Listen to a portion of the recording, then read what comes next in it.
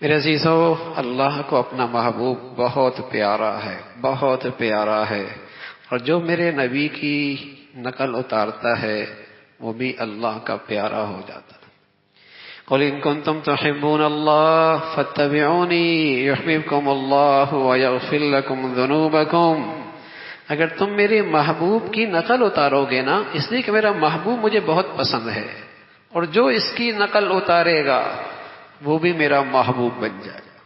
اللہ کہہ رہا ہے وہ بھی میرا محبوب بن جائے گا۔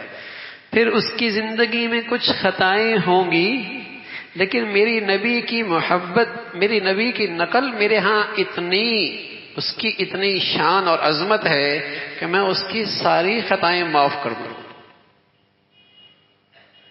میں اس کی ساری خطائیں معاف کر دوں۔ جو میرے نبی کا طریقہ ادائیں لے کے آئے گا، تو میرے عزیزو یہ پیارے نبی سے محبت ہے، یہ اللہ کے حبیب سے محبت ہے۔ یہ وجہ ہے اس امت نے اپنی نبی سے محبت اور عشق کا حق ادا کیا، جو ماضی کی کسی امت میں یہ چیز نظر نہیں آتی۔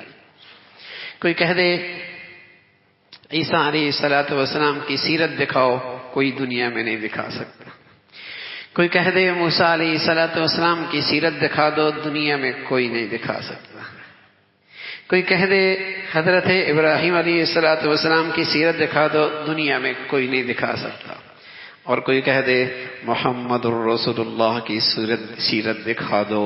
تو میرے عزیزو، میرے نبی کی سیرت ایسی محفوظ ہے، بڑی سے بڑی، ادنا سے ادنا، چھوٹا سے چھوٹا، بڑے سے بڑا، رات کی اور دن کی، خلوت کی اور جلوت کی، گھر کی اور باہر کی، بازار کی اور ایوانوں کی، کوئی ادا ایسی نہیں جس کے امت نے محفوظ نہ کیا ہو۔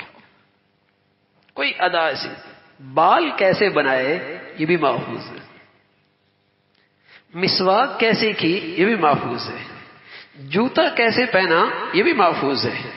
اس لیے کہ اللہ کے نبی کی ہر ادا، اس پر اللہ سے محبت ملتی ہے، تو وہ کیسی گم ہو سکتی ہے امت سے؟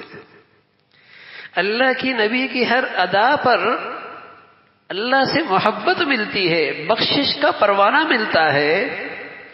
اللہ کے نبی کی اداؤں پر اللہ کی طرف سے محبت ملتی ہے، بخشش کا پروانہ ملتا ہے، امت اسے کہاں ضائع کر سکتی ہے؟